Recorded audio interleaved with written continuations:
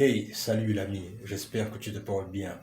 C'est Warren Koum et Warren le stratège. Alors, j'ai envie de faire une petite vidéo rapidement sur un sujet qui me tient à cœur et dont j'ai réfléchi et je pense clairement que ça peut apporter de la valeur. En fait, je ne sais pas si les gens ont constaté, mais dans la vie, il y a deux formes d'ouvriers en fait. Il y a les ouvriers qualifiés et les ouvriers dits de manœuvre en fait. Je m'explique. L'ouvrier qualifié, en fait, c'est l'ouvrier qui a les diplômes. Celui-là, en fait, c'est celui-là qui porte une cravate et un costume, mais qui travaille pour autrui. L'ouvrier, celui-là qu'on va dire artisanal, qu'on va dire ça comme ça, parce que c'est quelqu'un qui sait déjà qu'il est ouvrier, il ne fait que son travail, en fait. Lui, là encore, il n'a plus rien à prouver, tout le monde sait que c'est un ouvrier. Mais le plus dangereux d'entre les deux, c'est l'ouvrier qui a les diplômes, en fait. Parce que lui, là, il ne sait pas que il est en fait quelqu'un qui est esclave. Il est esclave pourquoi? Parce qu'il pense être libre, mais il est attaché en fait. Il est attaché pourquoi?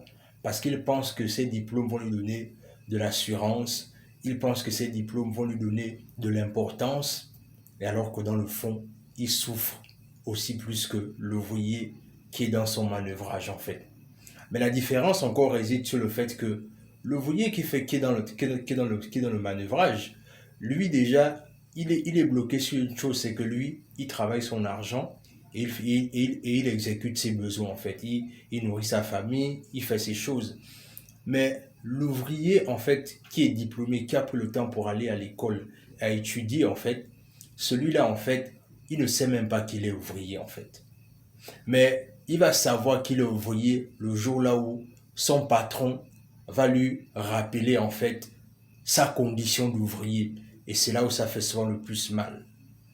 Le truc ici, c'est que je prends cette métaphore ici pour dénoncer un peu ce qu'on vit dans la communauté en fait.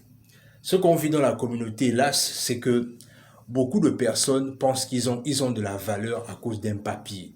Ils pensent qu'un papier peut leur donner de la valeur. Alors que la plupart du temps, ce papier-là, en fait, souvent on a la base de vaut rien, en fait. Je m'explique. Ce qui est intéressant, c'est que, je ne sais pas si vous avez fait le constat, mais quand tu es étudiant, tu ne cherches pas à lire, en fait. En fait, ce que tu fais en qualité d'étudiant, jusqu'à ce que tu aies ton diplôme, c'est que tu es esclave du fait que si le professeur t'a donné un cours, tu ne lis que tout ce qui est en rapport avec ce cours en fait. Et c'est comme ça que beaucoup de personnes finissent par avoir des diplômes, mais quand on leur parle de création de richesse, ils ne se retrouvent pas. Pourquoi ils ne se retrouvent pas? Parce que tout ce qu'ils ont appris lors de leur cursus scolaire était simplement ancré avec le fait que c'était simplement dû à ce qu'ils étudiaient à l'école en fait. Et c'est là où c'est intéressant parce que le parcours entrepreneurial, en fait, brise cela, en fait. Le parcours entrepreneurial, en fait, t'enseigne la nécessité pour toi d'apprendre à lire. Et quand tu apprends à lire, je parle de développer une culture de la lecture. Quand tu apprends à lire, ce que ça fait en fait, c'est que ça te rend plus libre et ça te rend plus indépendant. Ça te rend indépendant pourquoi? Parce que tu commences à te mettre en marche en fait. J'ai envie d'aller plus loin, c'est-à-dire tu commences à allumer ton cerveau en fait. Parce que tu n'es plus guidé par le fait qu'un professeur t'a demandé de lire. Ce que je fais, pour bien illustrer mon propos, c'est que actuellement, je me forme dans beaucoup de domaines. Et la meilleure façon pour moi d'acquérir de l'expérience dans plusieurs domaines, c'est que j'achète des livres. Et quand je les lis, j'acquiers beaucoup de la connaissance et j'applique cette connaissance en fait.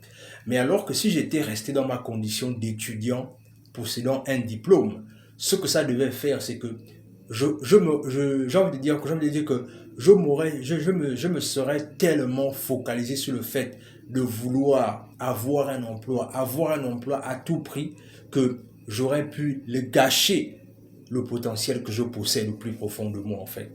Et c'est justement ça dans laquelle on meurt dans la communauté en fait. C'est-à-dire que on ne comprend pas la nécessité de créer des richesses. On ne comprend pas la nécessité de réfléchir pour devenir riche. on ne comprend pas la nécessité de créer des entreprises qui résolvent des problèmes que de chercher à tout prix à avoir des diplômes et à chercher que la fonction publique nous embauche. La fonction publique est déjà saturée. Et moi, je suis convaincu de ça. Et moi, je pense que tu l'es aussi.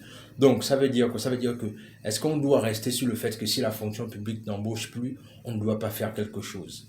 Non, là n'est pas la question. C'est la raison pour laquelle je t'invite en commentaire à ce que tu me dises ce que tu penses de cette vidéo. Laisse-moi ton point de vue et surtout partage cette vidéo afin que nous puissions clairement passer de ouvrier manœuvre à ouvrier diplômé à entrepreneur.